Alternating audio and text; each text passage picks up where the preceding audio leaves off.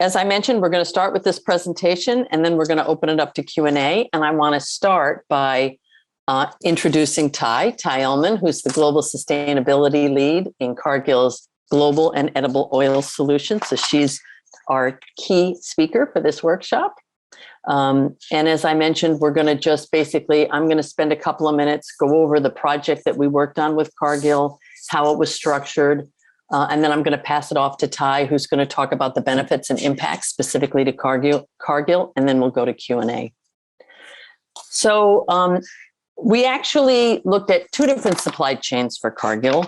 One was U.S. soybean, where if you participated at all in the panel, if you listened to the panel discussion before this, Ryan Cirilli from Cargill was talking about some of the work that they're doing with farmers, which more related to the work we did on the soybean side.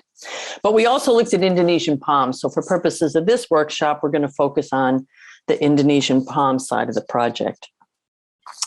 So the project was really to quantify the benefits, tangible and intangible, of Cargill's strategies around sustainable palm oil. And they really center around the company's commitment to no deforestation, peatland destruction, or labor exploitation, which is commonly referred to as NDPE.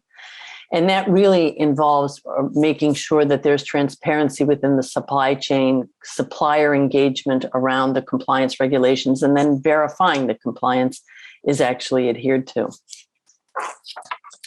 The ROSI project itself, it had 4 steps to it, 4 major steps. One was understanding what the company's strategies, as Tansi mentioned this morning, kind of what were those practices that the company was engaged in. And we also looked at relevant research, third-party research, to help us get an idea as to where to look for the benefits for the company. The second step was we went through kind of a structured interview process with individuals across Cargill and many different parts of the organization, as well with a select group of customers, to get their insights into the benefits as well. And based on the research and the interviews, we came up with a full benefits assessment, which we then looked at each of those benefits and attempted to monetize. So the third step in the process was really that process of defining the metrics.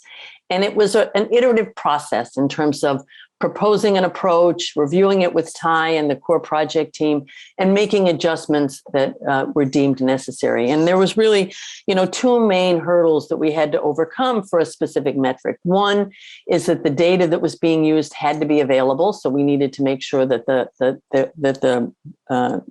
data we were able to get the data. And 2, that the approach itself really satisfied the standard that this was a reasonable estimate of the financial benefits. So once we had an agreement around the metrics that were going to be monetized, we created a single model that the company was able to populate and were able to calculate the values. So we actually identified 10 different benefits that we monetized for sustainable palm for Cargill. And they were really around Cargill's ability to ensure a stable supply of sustainable palm, that they were able to offer sustainable product to its customers, that it enhanced their brand value, and in some respects that had to deal with their reputation in the space, as well as it enhanced certain stakeholder relations, primarily lenders as well as employees of the company. And as you can imagine, because there is a high awareness around the deforestation impacts around palm and the fact that it destroys habitat for a lot of species such as orangutan, that there's a lot of reputation issues. So there's a lot of threats associated with not being able to be compliant with the NDPE policies. And so risk mitigation, there were a number of benefits that address that risk mitigation. But in addition to that, we were also able to identify several benefits that were in the area of operating efficiencies in sales and marketing. So as a result of the model and Cargill being able to populate this model, the estimation for benefits over a 10-year period for the practices that they were engaged in around sustainable palm totaled a total net present value of $72 million. So with that, I'm going to pass it off to Ty, and she's going to talk about the benefits. And Ty, you just tell me when you want me to move the slide forward. I'll move to the next slide, and then you just cue me when you want me to go forward. Great, sounds good. Thanks. So thanks for the overview on the project. It has been a really helpful way for us to start to really understand and measure the value our sustainability efforts bring Cargill. And so what you see on the screen here today is a breakdown of where that value is being measured across the different portions of Cargill. And I think the biggest takeaway that we learned going through the project and looking at where some of the monetization opportunities are is that we approached Palm, as I think many do in the industry, as a risk reduction strategy. And we really thought a lot of those benefits would also be tied to reputational risks and reducing our overall risk by increasing the sustainability of our palm supply chains. And one of the learnings that we saw was that there are actually a lot of incremental profit or growth opportunities as well, not just on the risk side. And so going through this process and building out this model really helped us think about this differently and helped us be able to start to see where are there other areas of value that we had not traditionally thought of. So if you want to go to the next slide, we can show where that breakdown is really happening.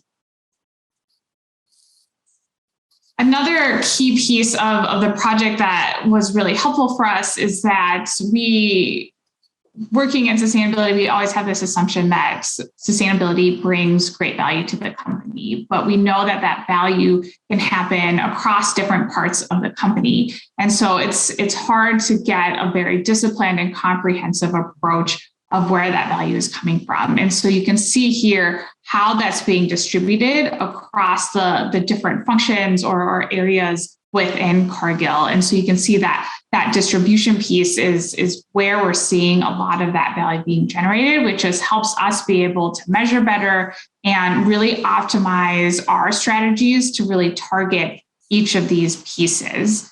And so it not only helps us internally, but also starts to help us externally with some of our customers, as well as the suppliers that we work with, so that we can start to share some of these identified benefits with them. You want to go to the next slide? I think there are a couple takeaways that I'd love to share with the group and give a couple examples behind. But I think the biggest benefit to us on the Palm side was this disciplined and comprehensive approach that I mentioned. And so you can see in the earlier slides how the benefits were being broken out across different value buckets, as well as different areas within Cargill. And so creating one really comprehensive approach gives us the structure to be able to better measure and drive the changes that we want to see, because we can really be able to quantify the value that brings, not just Cargill as a whole, but to specific teams internally. It also helped us reevaluate our strategies a little bit differently. So I mentioned earlier that we really went into this thinking that a core assumption is most of the value would be risk-driven. But we discovered that there was actually a lot of growth and profit value as well.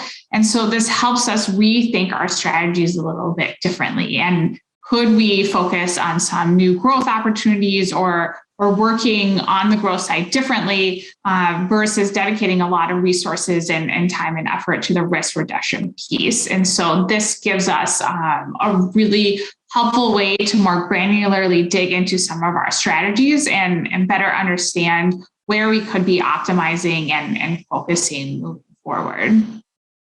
It also helps us scenario plan. And so as many people know, the palm supply chain is very complex. And so as we think about where to invest in palm sustainability and how to think about our supply chains differently, this model allows us to play through different scenarios and have really quantified value drivers that come out of it. And so I think for many sustainability departments, we know our costs very well and our sustainability budgets really well. And so that's obviously a key part to our scenario planning and strategy planning, but really being able to apply that same approach on the cost side to the value side just allows us to be able to have much stronger scenario planning in this space, which obviously feeds into a stronger strategy and better optimization as well. I think the last two pieces that came out of this project were really helping us identify gaps for us and how we think that there might be even more benefit or value being generated, but we don't have some of the internal data tracking systems in place yet. And so it just helped us be able to understand where along our strategy, where we need to either have better internal processes or think about some of our programming differently to be able to fill these gaps so that we could just have better tracking that could then ultimately feed into the model in the future. And so this helped us identify some of our own internal data gaps as well. And then on the innovation side, it also helped us identify where we could be pushing further ahead on the innovation space where we have gaps today, especially given that we were very focused on the risk side, and there were probably some growth opportunities that we hadn't prioritized as strongly. And so I think this model really helped us, by going through the process, really helped us identify where some of those gaps are. And if we can build out those better systems and processes, it then feeds back into the model, which makes the model stronger and really a living tool for us as we continue to invest in Palm sustainability.